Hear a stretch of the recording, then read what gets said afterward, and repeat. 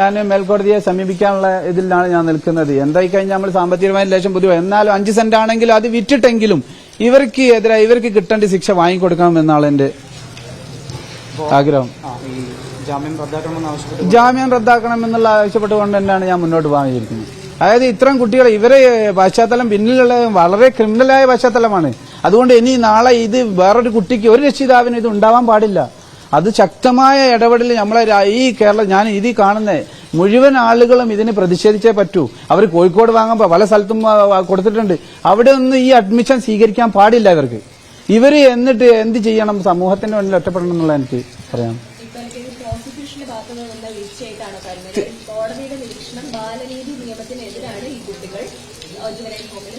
അതെ, ആദ്യം ഇവര് എടുത്ത തീരുമാനം എന്റെ വീട്ടിൽ വന്നും കഴിഞ്ഞ് ബാലാവകാശ കമ്മീഷൻ പറഞ്ഞു ഇവർക്ക് ഒരു കാരണവശാലും നീതി കൊടുക്കാൻ പാടില്ല. എന്നാൽ അവര് വീണ്ടും കുറച്ച് ദിവസങ്ങൾ കഴിഞ്ഞാലും ഇത് മാഞ്ഞു പോവും, ഇത് സാധാഗതിയിലേക്ക് തന്നെ പോകുമെന്ന് സമയത്ത് കൊടുക്കുക. ആ രീതിയാണല്ലോ ഇപ്പൊ കണ്ടത്. അതായത് അവരെന്ത് ചെയ്തു? ഇത് അങ്ങനെ തടഞ്ഞു വെക്കാൻ പാടില്ല, ഒക്കെ അവരെന്നെ ചെയ്യുന്നു. അവരെന്നെ ആദ്യം പ്രഖ്യാപിക്കുന്നു, അവരെന്നെ വീണ്ടും പിന്നെ എന്ത് ചെയ്യുന്നു? അവർക്കുള്ള സ്വാതന്ത്ര്യം കൊടുക്കുന്നു. അതാണ് നടക്കുന്നത്. അതാണ് നമ്മൾ കാണാൻ കഴിയുന്നത്.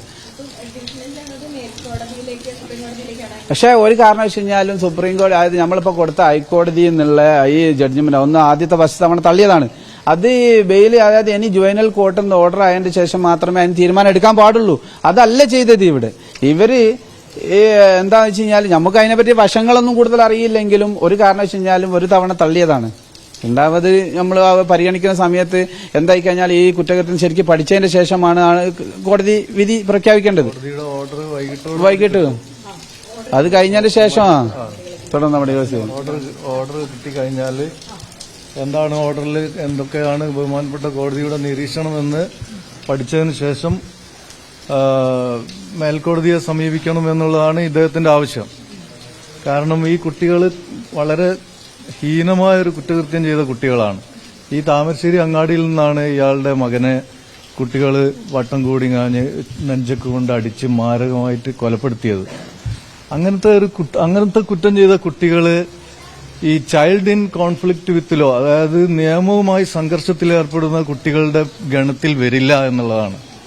അത്രയും മാരകമായ കുറ്റം ചെയ്ത കുട്ടികളെ ജുവനൈൽ ജസ്റ്റിസ് ബോർഡിന്റെ അണ്ടറിൽ ഒബ്സർവേഷൻ ഹോമിൽ വെച്ചുകൊണ്ട് അവരുടെ കുറ്റവിചാരണ കഴിയുന്നത് വരെ അവിടെ തന്നെ വെച്ച് അവർ കുറ്റവാളികളാണോ അല്ലേ എന്നും തീർച്ചപ്പെടുത്തിയതിനു ശേഷമേ പുറത്തുവിടാവൂ എന്നുള്ളതാണ്. ബഹുമാനപ്പെട്ട സുപ്രീം കോടതി നിർഭയ കേസിൽ അത് പറഞ്ഞിട്ടുണ്ട്. ഹീനമായ കുറ്റം ചെയ്ത കുട്ടികളെ നമ്മൾ സാധാ ഒരു ചെറിയ കുട്ടികൾ ചെയ്ത കുറ്റം എന്നുള്ള രീതിയിൽ വെറും ഒരു മൈന്യൂട്ട് കുറ്റമായിട്ട് ഇത്തരം കുറ്റങ്ങളെ കാണാൻ പാടില്ല. അപ്പോൾ ബഹുമാനപ്പെട്ട കോടതിയിൽ ഞങ്ങളുടെ വാദം അത് തന്നെയായിരുന്നു. ഈ ഹീനമായ കുറ്റകൃത്യം ചെയ്ത ഈ 6 കുട്ടികളെ അവർ കുറ്റം ചെയ്തിട്ടുണ്ടോ ഇല്ലയോ എന്ന് ഇന്ത്യൻ ശിക്ഷാ നിയമപ്രകാരം, ഇന്ത്യൻ തെളിവ് നിയമപ്രകാരം അതിന്റെ കുറ്റവിചാരണ കഴിഞ്ഞിട്ട് മാത്രമേ ഒബ്സർവേഷൻ ഹോമിൽ നിന്ന് പുറത്തുവിടാവൂ. അതല്ലെങ്കിൽ ഈ കുട്ടികൾക്ക് ലൈഫ് ത്രെട്ട് ഉണ്ട് എന്ന് ബഹുമാനപ്പെട്ട പ്രോസിക്യൂട്ടർ ഹൈക്കോടതിയിൽ പറഞ്ഞതുകൊണ്ടാണ് ബഹുമാനപ്പെട്ട ഹൈക്കോടതി സിംഗിൾ ബെഞ്ച് ജാമ്യം അവർക്ക് നിഷേധിച്ചിട്ടുള്ളത്. അതേ സിറ്റുവേഷൻ ഇപ്പോഴും നിലനിൽക്കുന്നുണ്ട്. നിങ്ങൾക്കറിയാം, കുട്ടികൾ അഡ്മിഷൻ എടുക്കാൻ വന്നപ്പോൾ ഇവിടെ ഭയങ്കരമായ പ്രതിഷേധങ്ങളുണ്ടായി. ഈ ഒരു സാഹചര്യം ഉണ്ടാവാൻ സാധ്യതയുണ്ട് എന്ന് വീണ്ടും പ്രോസിക്യൂട്ടർ ഹൈക്കോടതിയിൽ ജഡ്ജിന് മുമ്പാകെ പറഞ്ഞു. അപ്പൊ അതൊന്നും പരിഗണിക്കാതെയാണ് ഈ ജാമ്യം കൊടുത്തിട്ടുള്ളത്.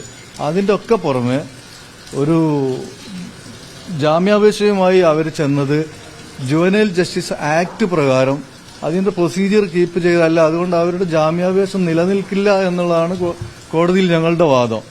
അവര് ജുവനൈൽ ജസ്റ്റിസ് ബോർഡിൽ റിവിഷൻ പെറ്റീഷനാണ് കൊടുക്കേണ്ടത്. അപ്പോൾ അത് നിയമപ്രകാരം ലീഗൽ ആസ്പെക്ട് വെച്ചല്ല കോടതി ഈ ഒരു തീരുമാനത്തിലെത്തിയത് എന്നുള്ളത് കൊണ്ട് തന്നെ അത് വീണ്ടും നിയമപരമായി ചോദ്യം ചെയ്യാനുള്ള ഒരു അവസരം ഉരുത്തിരിഞ്ഞു വന്നിരിക്കുകയാണ്.